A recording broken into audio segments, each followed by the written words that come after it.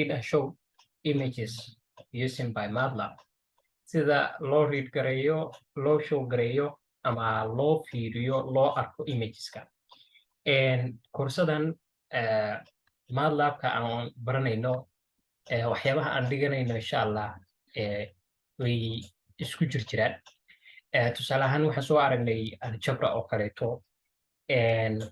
ardayga xisaabaadka iyo waxyaabaha baranaya MATLAB-ka qaabka xisaabaadka u isticmaalaya waxaan ka soo aragnay ardayga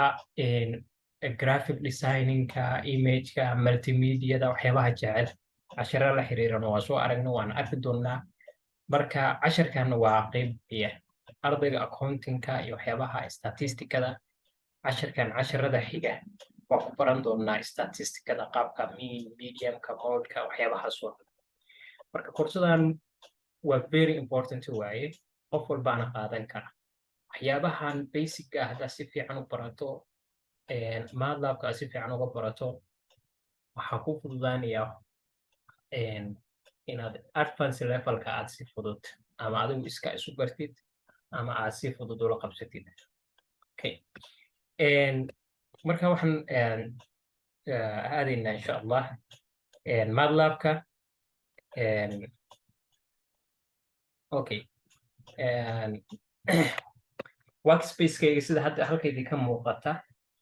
workspace-kaygu waa clear command window-ga rabaa clear ay ugu filan inaan maanta practical-ka ku samayno casharkan waa cashar yaroo aad u kooban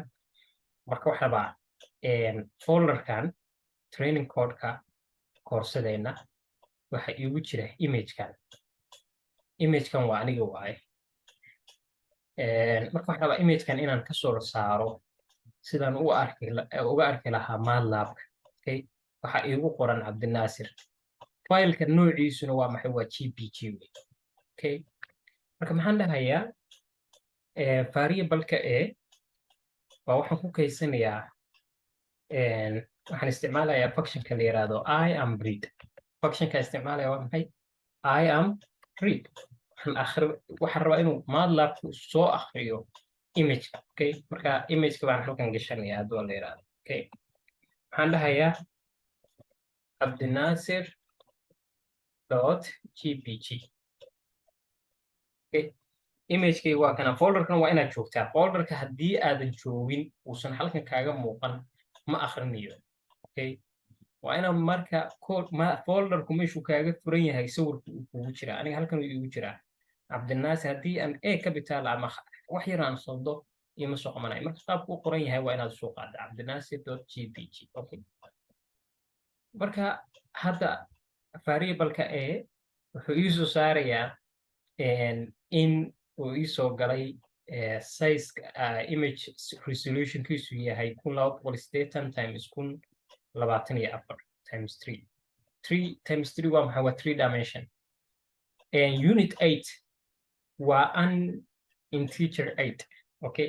markii laga hadlayo image waa maxay horta image wuxuu ka kooban yahay wax la yiraahdo pixel okay image wuxuu ka kooban yahay wax la yiraahdo pixel okay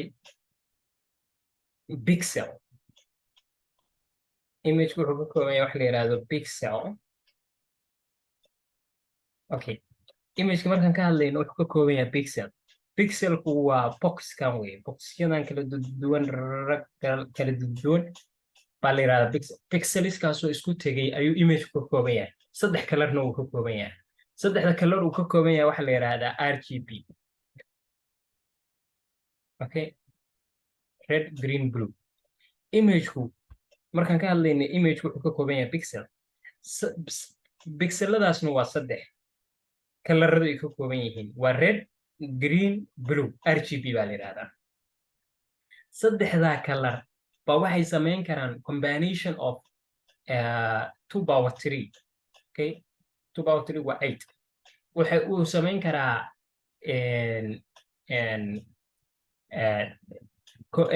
intaasoo milyan oo kalar oo kala duwan buu samayn karaa okay marka inaad saa u fahantaan waaye marka hadda waxaan rabaa inaan variable-ka wax ku keydiyey inuu soo akhriyo image-ka marka hadda waxaan rabaa inaan display gareeyo marka maxaa isticmaalayaa command-igana isticmaalaya I am show maxaa markaa akhrinayaa marka enter iraado wuxuu ii soo saarayaa hadda soo bixi doona imagekayga waa soo bixi doona soo ma jeedid hadduu soo bixi doona insha allah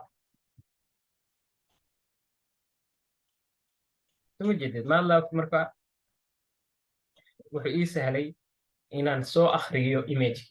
imagekayga waa kana haddaan rabo inaan soo ballaariyana waa ballaarin karaa haddaan rabo waa yarayn karaa okay haddaan rabo waa soo dhoweyn karaa haddaan rabo inaan soo dhoweeyo waa inaan kan ku dhigtaa doortaa inta aan rabo inaan si fiican u arko soo ma jeedid graduationkaygii okay sawirkayga graduationka marka qaabka noocaas ayaa loo akhriyaa okay marka size of a haddaan idhaahdo variableka sizeka variable a sizekiisu muxuu yahay wuxuu yahay waa maxay 1280 1224 sababtoo waa 3D waa 3 dimensions waa matrices buu kuu tusayaa okay 8kan wuxuu ka yimaaday 2 power 3 okay 2 power 3 8 okay marka qaabka noocaas ayaa imageka loo akhriya marka cashirka xiga insha allah waxaan ku baran doonaa image manipulation marka next lecture baan kaga hadli doonaa insha allah lecturekana intaasoo kusoo koobaya insha allah